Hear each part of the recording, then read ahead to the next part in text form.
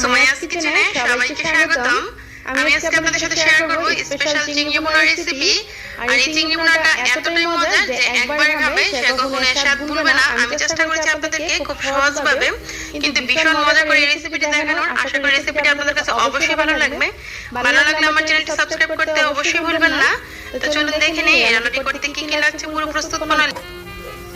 আমি এখানে 2 কেজি বড় সাইজের চিংড়ি মাছ নিয়েছি। আর এই চিংড়ি মাছের সাইজগুলো এই যে দেখুন এরকম। তো লেজের যে উপরের খোসাটা সেটা ফেলে দিয়েছি আর মাথার উপরের খোসাটা ফেলে মাথাটা পরিষ্কার করে নিয়েছি। তো আর মাঝখানের যে খোসাটা সেটা রেখেছি। আপনারা চাইলে পুরোটা খোসাও ফেলে দিতে পারেন বা আপনারা আপনাদের পছন্দ মতো বানিয়ে নিতে পারেন।